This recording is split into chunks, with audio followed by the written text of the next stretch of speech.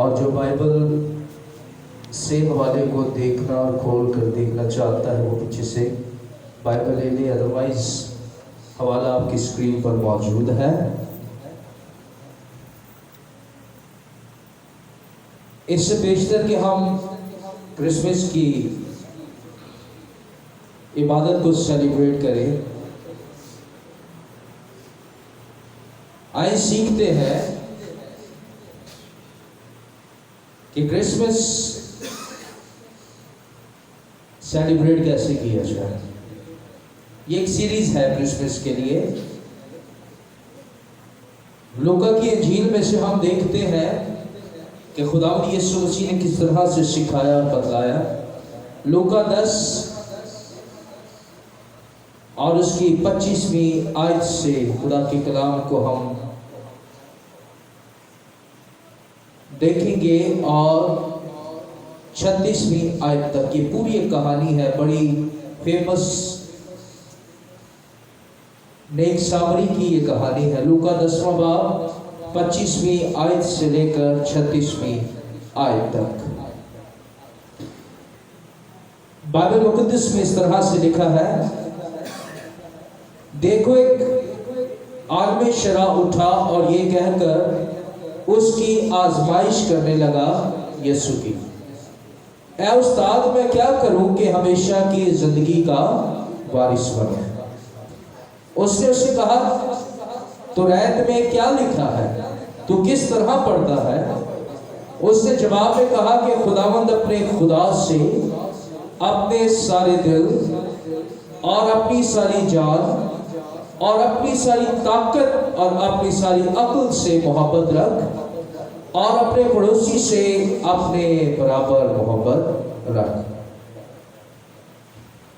और उसने उससे कहा, तूने ठीक जवाब दिया, यही कर तो तू जिएगा। मगर उसने अपने तई रास्तबाज ठहराने की गर्ज से यीशु से पूछा, फिर मेरा पड़ोसी कौन है? यीशु ने जवाब में कहा, एक आदमी यरूशलेम से यरू की तरफ जा रहा था कि डाकुओं में घिर गया। उन्होंने उसके कपड़े उतार लिए और मारा भी और अधमुआ छोड़कर चले गए। इत्तफाकन एक काहिन उसी रात से जा रहा था और उसे देखकर कतरा कर चला गया। इसी तरह एक लावी उस जगह आया, वो भी उसे देखकर कतरा कर चला गया। लेकिन एक सामरी सफर करते करते वहां आ निकला और उसे देखकर उसने तरस खाया और उसके पास आकर उसके जख्मों को तेल और मैल लगाकर बांधा और अपने जानवर पर सवार करके सराय में ले गया और उसकी कब्रगिरी की।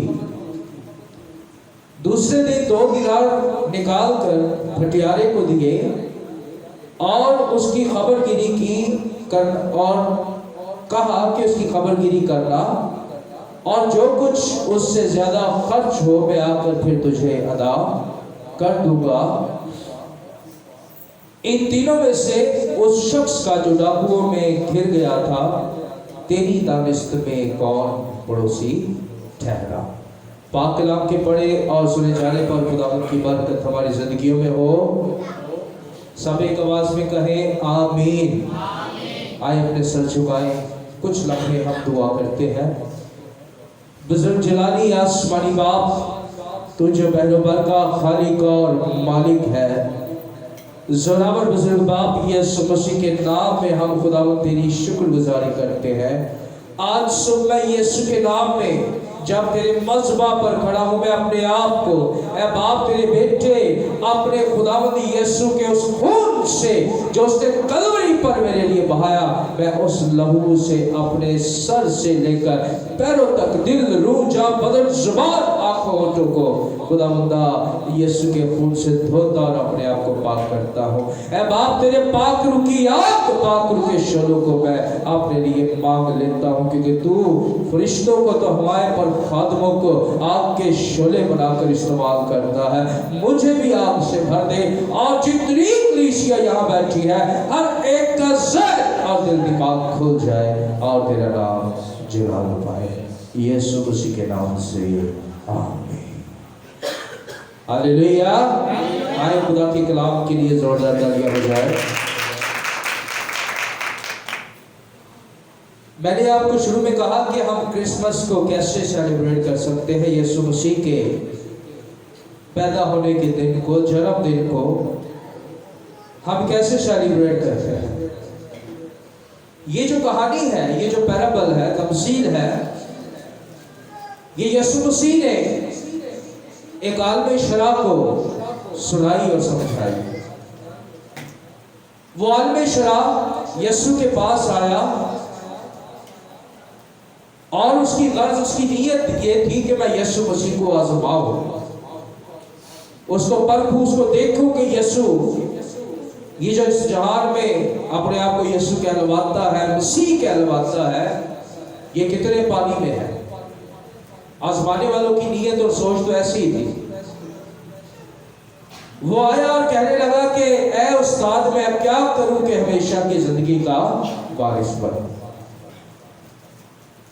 बहुत सारे लोग आपने देखा होगा कि वो खादमों को, ये ईमानदारों को फंसाते हैं तो यही कहते हैं कि आप उस्ताद है, पादरिया, जरा ये बात तो हमें बताएं। नियत क्या होती है?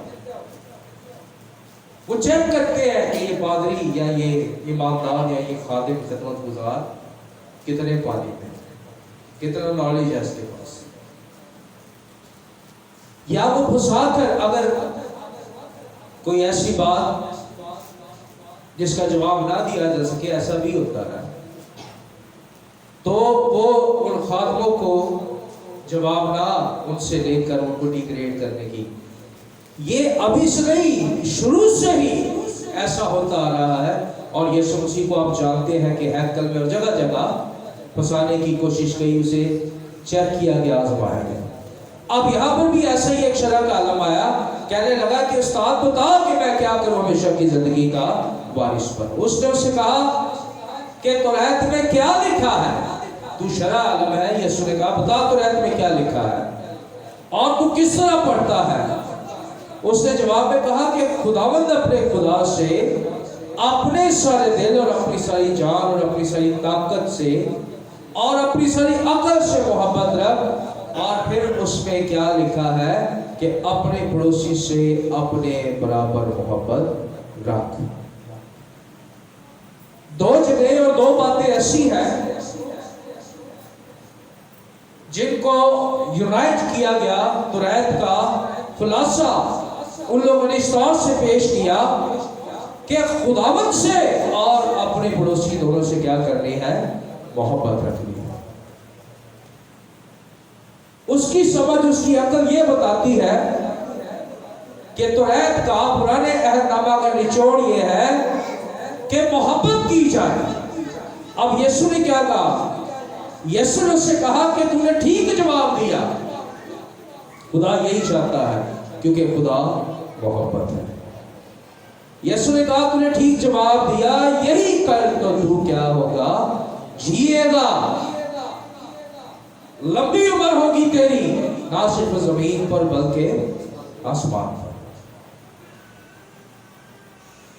मगर लिखा है, मगर उसने अपने तई रास्तबाज ठहराने की गर्ज से यीशु से फिर ये सवाल किया कि मेरा पड़ोसी कौन है? अब ये बात समझने की है। 29 आयत में उसने ये सवाल किया कि मेरा पड़ोसी कौन है? हाँ जी डीकन साहब, आपका पड़ोसी कौन है? हमारा पड़ोसी खुदा यीशु मसीह है। नहीं, आप जिस मोहल्ले में रहते हैं वहां पर आपका पड़ोसी कौन है? जी, अगर मैं यहाँ पर हूं तो मैं कहूंगा कि मेरे पड़ोस में या सामने जो है ये पड़ोसी है। लेकिन अगर यीशु मसीह के पॉइंट ऑफ व्यू से हम देखें तो यीशु मसीह ने ये तमसील इस तरह से कही है। यीशु मसीह तो आसमान पर, आसमान से आया है। अब यीशु का पड़ोसी कौन है? आपके घर के साथ वाला, सामने वाला या गली मोहल्ले का कहते हैं पड़ोसी है। यीशु मसीह से पूछा गया, अब यीशु को देखते हैं। यीशु से पूछा गया कि तू कहां रहता है? उसके शागिर्दों ने उससे पूछा क्योंकि जब खुदावंद यीशु मसीह 30 वर्ष के हुए तो वो खिदमत के लिए ऐसे निकले कि फिर अपने घर को लौट कर वापस नहीं गए। उनका घर शरीफ आखिरी उनकी इस दुनिया में जगह शरीफ जी उठना और फिर आसमान पर चले जाए। शागिर्दों ने सवाल किया कि खुदावंद तेरा घर कहाँ है? उसने कहा कि मेरे पीछे आओ और खुद ही देख लोगे। यीशु ने क्या कहा उनको? लेकिन ये भी बता रहा है कि परिंदों के घोंसले और लोमड़ियों के भट्ट होते हैं। अब यीशु मसीह ने किसी इंसान से क्यों नहीं अपने घर को वो तशबीह दी? सोचने की बात है। इंसानों के लिए तो घर होते हैं, यहां तक कि जानवर भी अपना घर बनाते हैं, ठीक है, लेकिन यीशु मसीह का कोई भी जमीन पर घर नहीं है। अगर यीशु का जमीन पर घर नहीं है तो फिर यीशु का पड़ोसी कौन हुआ? आसमान, जब हम कहते हैं ना कि आसमान और जमीन, यीशु मसीह के पड़ोसी जो है ये पूरी दुनिया है जिसको यीशु मसीह ने खुद अपने कलाम से बनाया है। हालेलुया। यीशु मसीह ने सिर्फ मसीहियों के लिए जान नहीं दी, बल्कि उसने पूरी दुनिया के लिए अपने खून को, अपने लहू को बहाया है। और पूरी दुनिया को, ऐसे तो नहीं लिखा कि उस वक्त तक दुनिया का इंतहा ना होगी जब तक दुनिया के आखिर तक, कोने कोने तक खुदा का कलाम ना पहुंचे। यीशु का इंतजाम तो ये है। लिहाजा मेरा अब आपसे ये सवाल है, अब हम अपनी तरफ आते हैं। हुक्म दिया जा चुका है कि खुदावंद से मोहब्बत रख, और जो मोहब्बत को समझता है, जिसके अंदर खुदा की मोहब्बत है, तो खुदा तो हर एक का, हर एक दुखी का, हर एक भूखे को खिलाने के लिए कहता है, हर एक दुखी को आशा सहारा देने के लिए कहता है।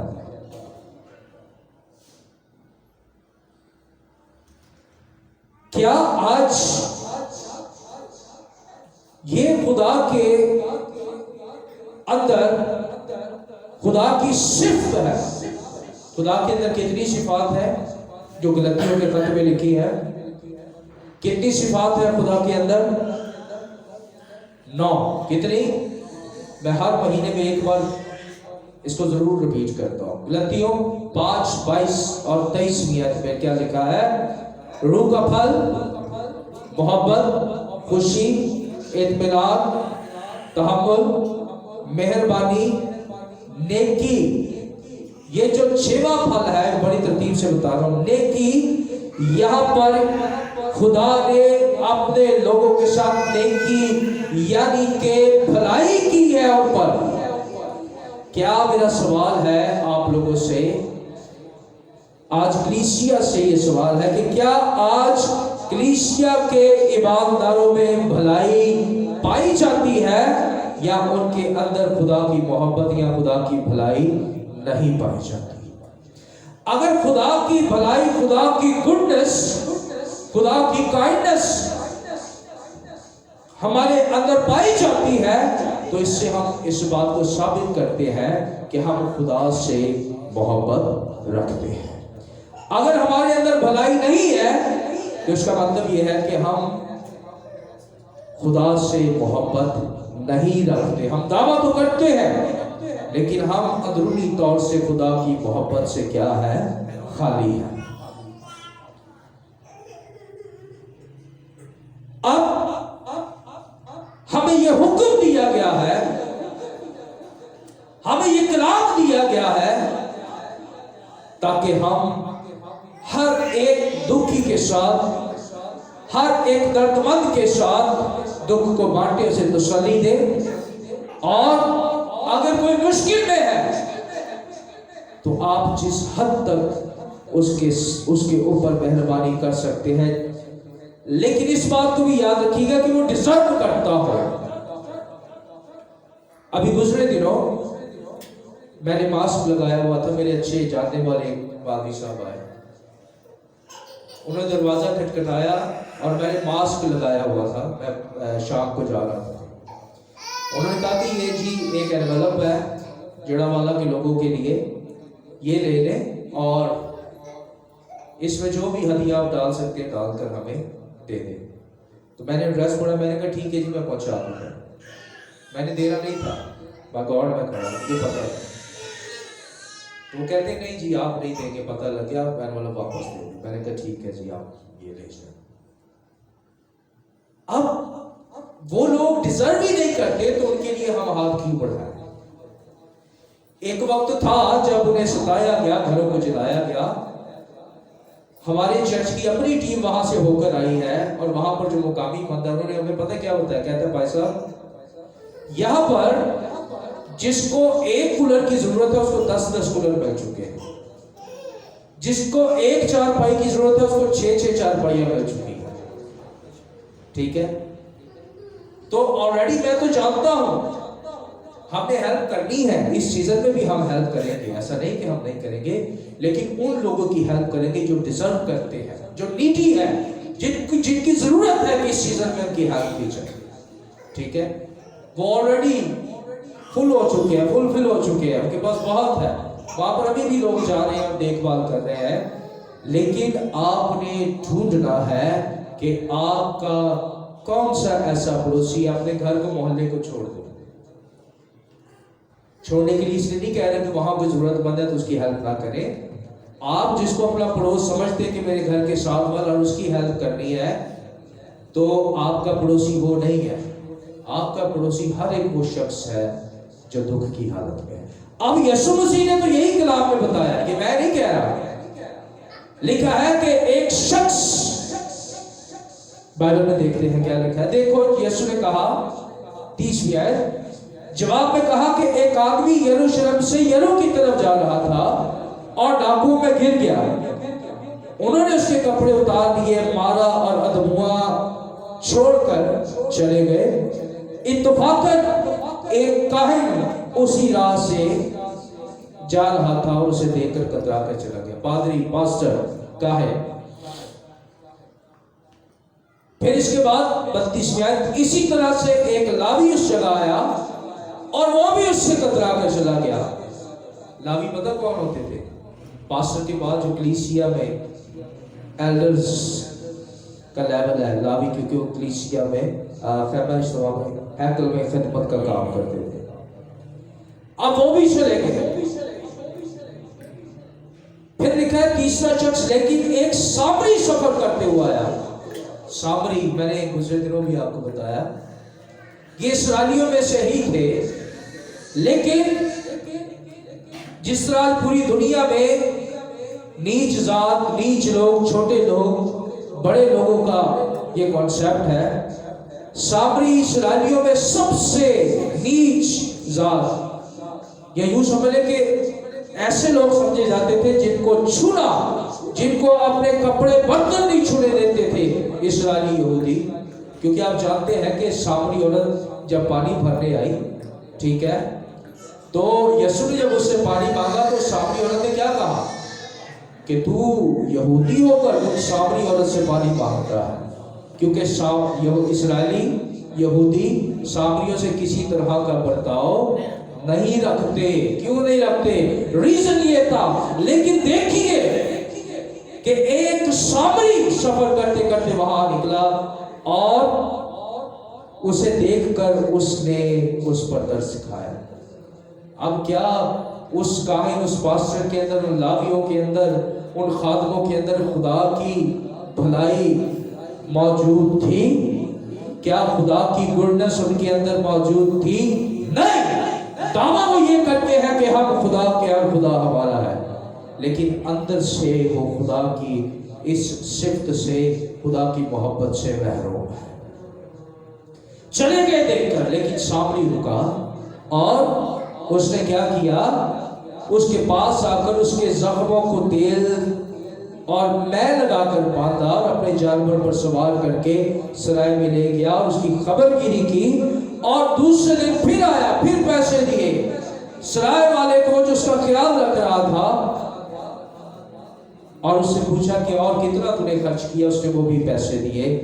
अब यीशु का फाइनली उससे पूछना ये था कि इन तीनों में से, काहिन, लावी और सामरी, इन तीनों में से उस शख्स का जिसे डाकुओं ने मारा गिर गया, यीशु ने उस आलम शुरा से कहा, तेरी दानिश में कौन पड़ोसी ठहरा। अब 37वें आयत में लिखा है, उसने कहा, वो जिसने उस पर रहम किया। यीशु ने उसे कहा, जा तू भी ऐसा ही कर। ये यीशु मसीह ने हमें कहा है 37वीं और 38वीं आयत में कि हमने लोगों पर रहम करना है। क्यों करना है? क्योंकि यीशु ने लोगों पर रहम किया। यीशु ने ऐसे लोगों को जो भटके हुए तूने देखा और आंसू बहाए। आज मैं आपको बताना चाहता हूं कि हम अपने आप को खंगाले, जरा एग्जामिन करें अपने आप को परखें कि क्या हमारे अंदर खुदा की गुडनेस, खुदा की भलाई मौजूद है।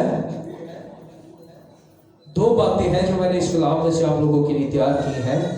इन दो बातों से हम रियलाइज करेंगे कि हमारे अंदर खुदा की भलाई मौजूद है या नहीं। अब मैंने आपको शुरू में ये कहा था कि क्रिसमस को सेलिब्रेट कैसे करना है। यीशु मसीह ने ऐसे ही लोगों को लिया, ऐसे ही लोगों को अपने पास आने दिया चलने में। गडरिये आ गए, आम लोग आ गए, ठीक है, छोटे छोटे लोग आ गए, क्योंकि उनके अंदर खुदा की भलाई, खुदा का खौफ मौजूद था। हेरोदीस को खुदा यीशु ने अपने पास नहीं आने दिया। दूसरे आला और उबरा लोगों को यीशु मसीह ने अलाउ नहीं किया कि वो मेरे पास आए। यीशु ने किनको अलाउ किया? वो जो गरीब एक दूसरे का ख्याल रखते थे, रहम करते थे, खुदा ने उनको आने दिया कि वो मेरे पास आए और क्रिसमस को जाने, मेरे जन्म होने को, मेरे पैदा होने के मकसद को बोलो जाने। हालेलुया। हम क्रिसमस सेलिब्रेट करने जा रहे हैं, लेकिन यीशु के पास आने से पहले हमारे अंदर उसकी भलाई का होना बड़ा जरूरी है। आइए देखते हैं कि हमारे अंदर खुदा की भलाई मौजूद है या नहीं। पहली बात 29वीं आयत क्या लिखा है? मगर उसने अपने तय शराब के आलम में।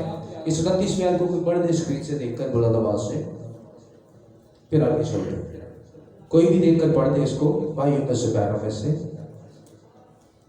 मगर उसने अपने ताई रास्तबाज ठहराने की गर्ज से यीशु से पूछा, फिर मेरा पड़ोसी कौन है?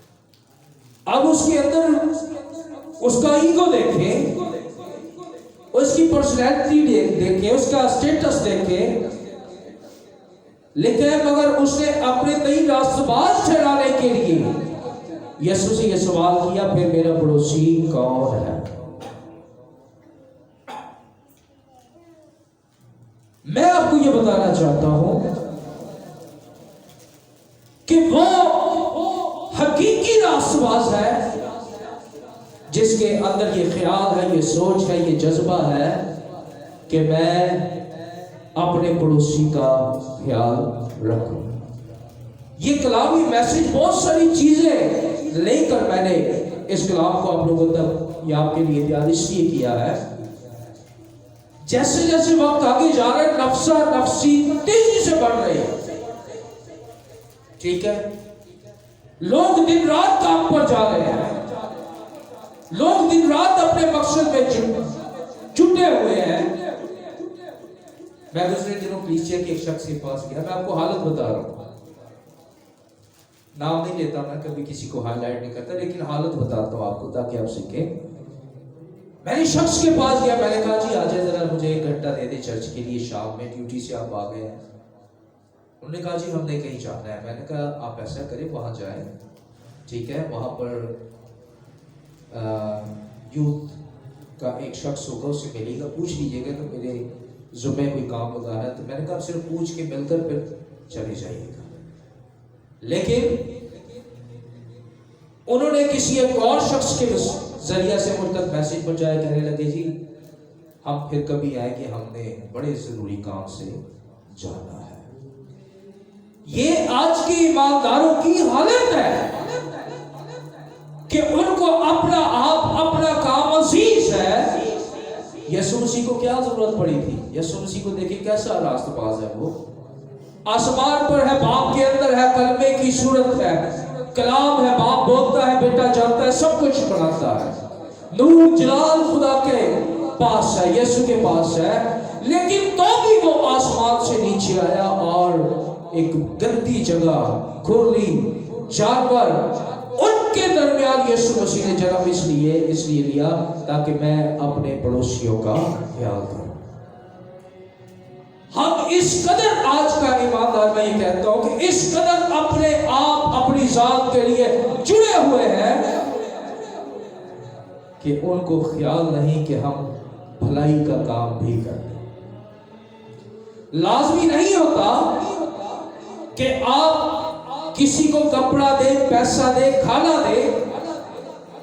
मैं ये कहता हूं कि आप जैसी चर्च है, बच्चे एक टैबलो तैयार करते हैं क्रिसमस में कि कैसे हमें क्रिसमस मनाना चाहिए, दूसरों की हेल्प करनी चाहिए, कि मैसेज है। आप अगर ये एक्ट भी करते हैं तो इसका मतलब ये है कि आप लोगों की हेल्प कर रहे हैं। आपके एक्ट करने से जितने लोग बैठे हैं वो एक चीज सीखकर चले जाते हैं कि हमने अपने पड़ोसियों का ख्याल रखना है।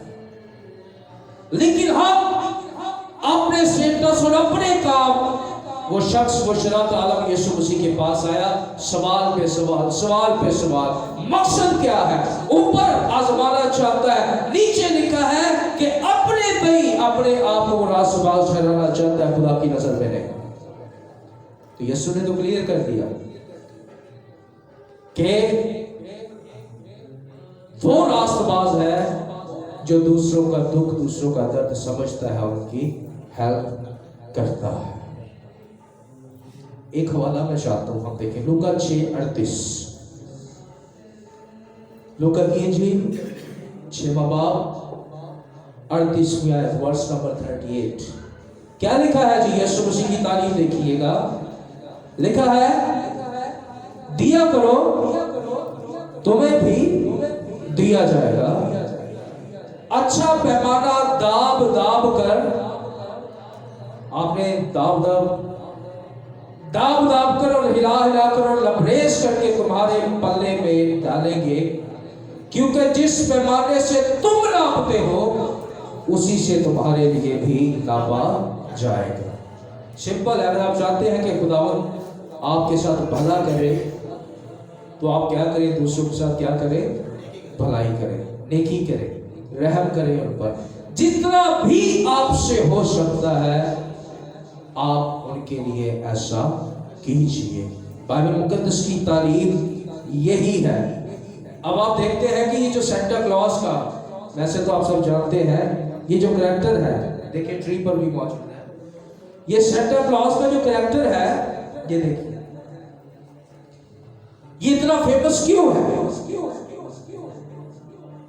अपने कपड़ों की वजह से या उछल कूद डांस करने की वजह से नहीं।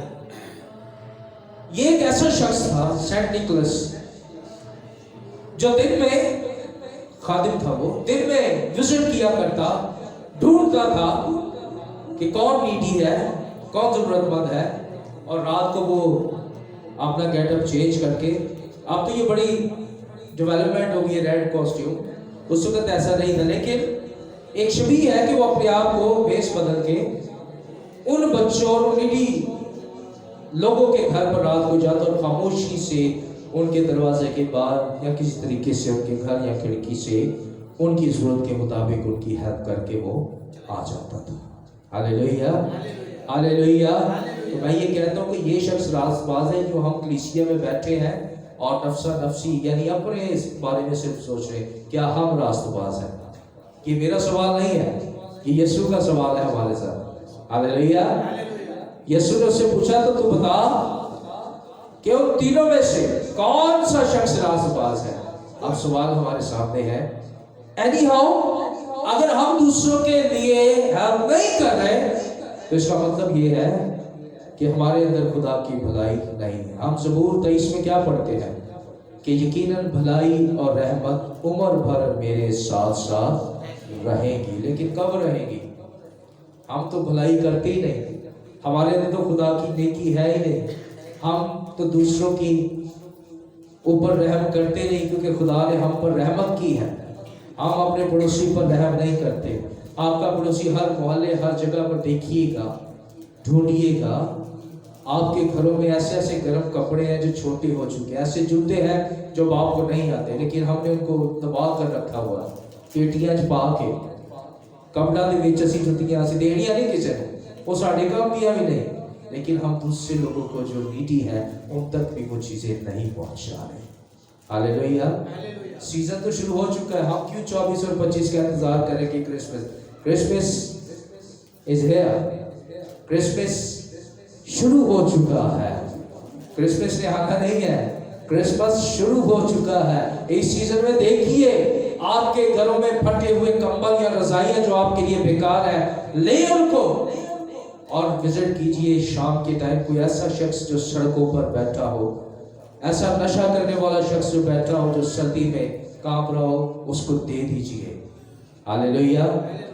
ये आपकी उससे मोहब्बत होगी, क्योंकि खुदा की मोहब्बत आपके अंदर काम करती है। Hallelujah, hallelujah, hallelujah.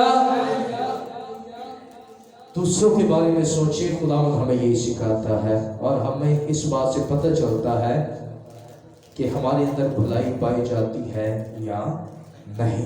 दूसरा 31वीं आयत से लेकर 34वीं आयत तक क्या लिखा है?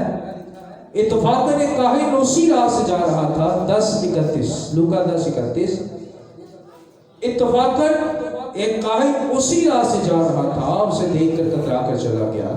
काहिन गया, पासर गया। इसी तरह एक लावी उस जगह आया, वो भी उसे देखकर कतरा कर चला गया। लावी भी चला गया, खिदमत करने वाला। लावी और काहिन का इसलिए मेंशन है कि ये खिदमत करते हैं, लेकिन अगर लोगों की खिदमत ही नहीं करते तो कहां के खादिम हैं। फिर तीसरा एक सामरी आया और उसने उसका देखकर उसकी मरहम पट्टी की, तीमारदारी की। हमारा ये जो रवैया है ना, मैं आपको बताता हूँ क्या चीज है हमारे अंदर, कि हम दुखी लाचार लोगों को देखकर जो आगे बढ़ जाते हैं, रुकते नहीं है, इससे जाहिर होता है कि हमारे अंदर खुदा की मोहब्बत, खुदा की भलाई मौजूद नहीं है। ठीक है, ये जो हमारे अंदर सोच नहीं आती ना, सोच से इंसान काम करता है। ये जो हमारे अंदर सोच नहीं आती, ख्याल नहीं आता ना, अब मैं कलीसिया में भी जाता हूँ, लोगों के लिए बेहतरी की बड़ी बातें, बड़े आइडिया उनको देता हूँ, उनको बताता हूँ क्या करेगा, क्योंकि मैं जानता हूँ कि मुझे लोगों का ख्याल रखना है। मैं ऐसा काहिल नहीं हूँ जो किसी को मुसीबत में देखकर कतरा कर चला जाए। हम गुजरे दिन सड़क से जा रहे थे, मैं और आपकी बुआ जी, शाम का टाइम, रात का टाइम था, अंधेरा हो चुका था। हम आगे जा रहे थे और हमने देखा कि हमारे पीछे से एकदम से गाड़ी बाइक गिरने की आवाज आई। हम लोग ने एकदम से साइड पर रुका और हम पीछे मुड़े। एक मियाँ और बीवी थे, और वो जो शख्स बाइक से गिरा था उनको एक रिक्शे वाला साइड मार के गया। हमने उनको देखा और हम फौरन पलटे वापस आए। ठीक है, हमें क्या था, हम तो कहते हो खुदा का शुक्र है कि मैं बच गया। ठीक है, इसकी जगह मैं नहीं था, मैं नहीं गिर गया, लेकिन हम वापस आए, मैंने बाइक घुमाई, वहां पर आया और इतने में बहुत सारे लोग आ गए, उसको उठाने लगे। मैंने कहा ठीक है, बहुत सारे लोग आ गए। ठीक है, तो ये एक दर्दमंदी, एक नेकी, जब तक हमारे अंदर ये सोच या ख्याल पैदा नहीं होता, इसका मतलब ये है कि हम खुदा से मोहब्बत नहीं करते। जब खुदा की सिफ्त ही हमारे अंदर नहीं है, पाक रूह का काम ही हमारे अंदर नहीं है, इसका मतलब ये है कि हम खुदा के हुक्म पर ना चलते हैं। हम अपने कई तो है कि कलीसिया रास्तबाज है, लेकिन खुदा की नजर में हम रास्तबाज नहीं है। हालेलुया। लिहाजा खुदा से प्यार कीजिए, खुदा से मोहब्बत कीजिए, और जैसे खुदा से मोहब्बत करते हैं वैसे ही अपने पड़ोसी से मोहब्बत कीजिए। आप इस बात को यूं देखिए, हम बहुत सारी ऐसी चीजें जो हमारी जरूरत की भी नहीं होती, हम बिना वजह गैर जरूरी चीजों को शॉपिंग करते हैं, हम करते हैं। मैं आपको आज एक आइडिया देता हूँ, सोचिए, ख्याल कीजिए। चले मैं आपके अंदर खुदा का कलाम आइडिया की सूरत में खुदा की नेकी डालता हूँ। आप लंडे बाजार में चले जाए, टोपियां ले लें, छोटे छोटे मोजे ले लें, बड़े मोजे ले लें, जैकेट्स ले लें, ठीक है, ऐसी चीजें जो आप ले सकते हैं आसानी से ले लें और आते जाते हुए देखे ढूंढे लोगों को और उनको बहला दें। Hallelujah, hallelujah, hallelujah.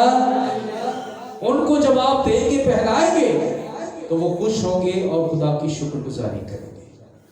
वो आपकी शुक्रगुजारी करेंगे और आप एक बार ऐसा करके देखें, आपको खुदा की मोहब्बत आप अपने अंदर आती हुई आप फील करेंगे, महसूस करेंगे खुदा की बरकत को, खुदा के हाथ को, और खुदा आपको इसके बस ब्लेस करेगा। हालेलुया। हम इतने लापरवाह हैं खुदा के काम से, खुदा की मोहब्बत से, कि हम बस अपने लिए लगे हुए हैं। इस सीजन में मैंने कलीसिया के उन लोगों को मैंने चार्ट आउट किया, मैंने ढूंढा जो डिजर्व करते हैं कि उनकी हेल्प की जाए। ठीक है, बताऊंगा नहीं, 24 की नाइट को आपको पता चल जाएगा, 24 की रात की इबादत में। लेकिन आपको बताना ये चाहता हूं कि आपके अंदर यीशु मसीह की, यीशु ने जो आप पर रहम किया है, यीशु ने जो आप पर नेकी की है, अब यीशु ये चाहता है कि आप उस नेक सामरी की तरह जाएं, आप भी नेक बन जाएं, आपके अंदर खुदा की भलाई हो और आप दूसरे लोगों की क्या करना शुरू करें, हेल्प करना शुरू कीजिए हेल्प। खुदावंद आपको ब्लेस करेगा, खुदावंद आपको बरकत देगा। आप हमारे फेसबुक के पेज पर जाइएगा। हम हर हफ्ते खाना बनाते थे, अभी तो कम कर दिया है, लेकिन अब दूसरी तरीके से हेल्प कर रहे हैं। हर सैटरडे की शाम को मैं खाना बनाता था और काफ़ी 20-25 लोगों के लिए, और मैं किसी एक शख्स को साथ लेता था और मैं ऐसे निकल जाता था। मैं देखता था रोड पर जो भूखे बैठे हैं, फकीर बैठे हैं, हम उनको एक थैली बनाकर उनको दे देते थे और वो खाते थे और खुश होते थे और दुआएं करते थे। ठीक है, तो मेरे अजीजों, आप क्रिसमस सेलिब्रेट करने जा रहे हैं, आप यीशु मसीह के पैदा होने के दिन को सेलिब्रेट करने जा रहे हैं। खुदा की सिफ्त को अपने अंदर पैदा कीजिए, ये पैदा होगी तो खुदावंद के नाम को इज्जत और जलाल मिलेगा। हालेलुया। आइए हम दुआ करते हैं। Hallelujah, praise Lord Jesus. Hallelujah, hallelujah, hallelujah, hallelujah. उस शख्स की जिसे डाकुओं ने मारा के बंद कर दीजिए।